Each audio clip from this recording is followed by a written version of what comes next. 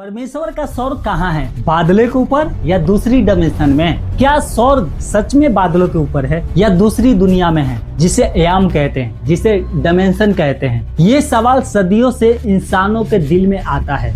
जहां हम आसमानों को देखते हैं, बादलों को देखते हैं, तारों को देखते हैं, तो मन पूछता है क्या स्वर्ग वही है या कहीं और है? बादलों के ऊपर है तो मिला क्यों नहीं? बहुत से लोग सोचते हैं कि स्वर्ग बादलों के ऊपर कोई सुंदर जगह है जहाँ परमेश्वर का सिंहासन है, स्वर्गदूत हैं और अनंत शांति है। लेकिन बाइबल हमें इससे भी गहरी सच्चाई बताती है। सुनिए ध्यान से, स्वर्ग केवल एक दिशा नहीं है, स्वर्ग परमेश्वर का रियलम स्थान है। एक ऐसी वास्तविकता जो हमारे आंखों से दिखाई नहीं देती, पर पूरी तरह ये सच्ची है कि स्वर्ग है। दूसरा कुरिन्थियों 12 अध्याय और पद 2, यहाँ पर पौलुस कहते हैं, मैं एक मनुष्य को जानता हूँ जो तीसरे स्वर्ग तक उठा लिया गया। पौलुस इस स्वर्ग में गया था और इसका वर्णन भी यहाँ पर कहता है। यहाँ पर बताता है कि बाइबल में स्वर्ग एक अलग स्तर है जो यहाँ पर बताया गया है। पहला स्वर्ग हमारा ये वातावरण है जहाँ बादल है,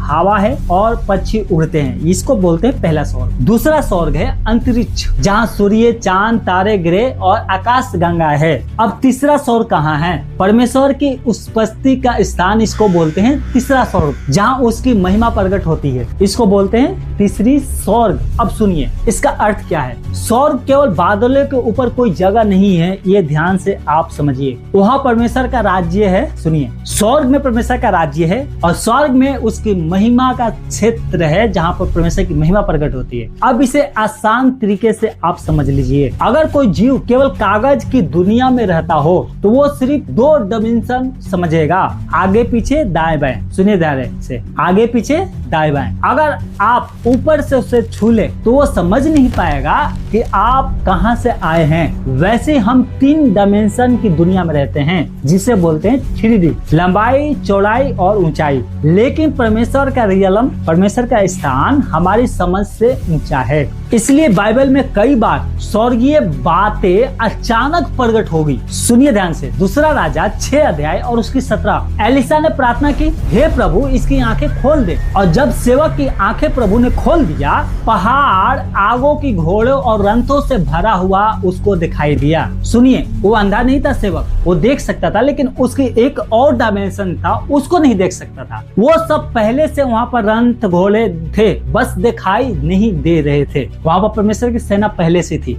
इसका मतलब है हर सच्ची चीज आंखों से देखे ये जरूरी नहीं होता। अगर यीशु मसीह को देखना है आपको तो सुनिए ध्यान से, यूहन्ना 20:9 में लिखा है, जब दरवाजे बंद थे तो यीशु चेलों के बीच में आकर खड़े हो गए। महिमा का शरीर, जब यीशु मसीह मरे हुए में से जी उठे तो ये महिमा का शरीर हमारे सीमाओं से बंधा नहीं होता है। अब आप समय की बातें अच्छे से समझ लीजिए। हम समय में जीते हैं, बीता कल और आज और आने वाला कल, लेकिन परमेश्वर समय से परे है। प्रकाशित बकाया 1 अध्याय और उसकी 8 में लिखा है, जो है, जो था और जो आने वाला है। हम समय के अंदर चलते हैं पर परमेश्वर समय को क्या है, बाहर से देखता है।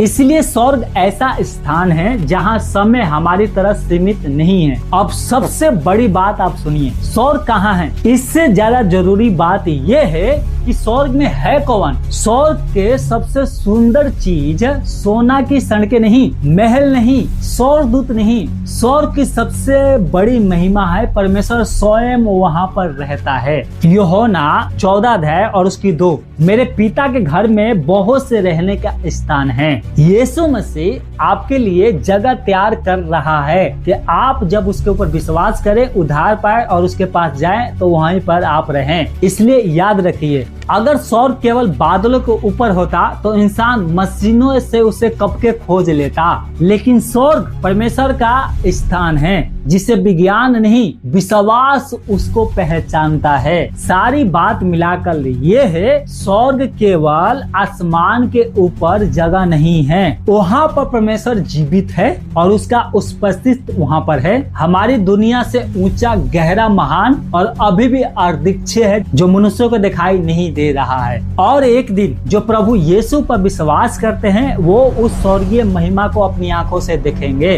अगर विश्वास करते हैं तो नीचे कमेंट में आमीन जरूर लिखें। सभी को जय मसीह की।